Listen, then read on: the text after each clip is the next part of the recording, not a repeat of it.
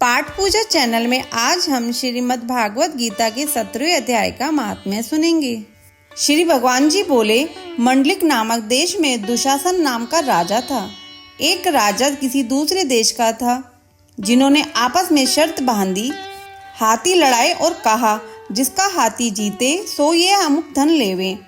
तब दूसरे राजा का हाथी जीता, दुशासन का हाथी हारा। कुछ दिन पीछे हाथी मर गया तो बड़ी चिंता हुई।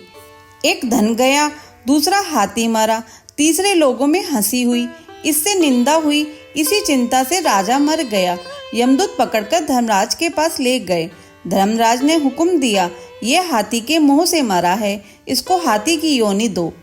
हे लक्ष्मी, राजा दुशासन संगल द्वीप में जाकर हाथी हुआ और वहां उस राजा के बहुत से हाथी थे, जिनमें वह भी था। उसे पिछले जन्म की खबर थी।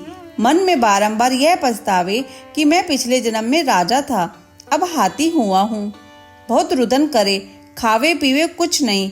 इतने में एक साधु आया, जिसने राजा को ये श्लोक सुनाया। राजा बड़ा प्रसन्न हुआ और बोला, हे संत जी, कुछ मांगो। उसने कहा, मेरे पास सब कुछ है, एक हाथी नहीं है। राजा ने सुनकर वही हाथी दिया। ब्राह्मण अपने घर ले आया, दाना रातब दिया। वह खाबे भी नहीं, पानी भी नहीं पिया। रुदन कर मन में सोचा, कोई ऐसा होवे जो मुझे इस योनि से छुड़ावे। उस साधु ने महावत को बुलाया, पूछा कि इस हाथी को क्या दुख है। खाता पीता कुछ नहीं। महावत ने देखकर कहा, इसको कुछ रोग नहीं है। तब साधु ने राजा से कहा, हाथी खाता पीता कुछ नहीं, खड़ा रुदन करता है। यह सुनकर राजा स्वयं देखने को आया। राजा ने बड़े बड़े वैद्य बुलाए और महावत बुलवाए, सबको हाथी दिखलाया।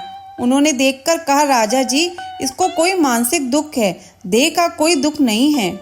तब राजा ने कहा, हाथी तू ही बोल, तुझे क्या दुख है।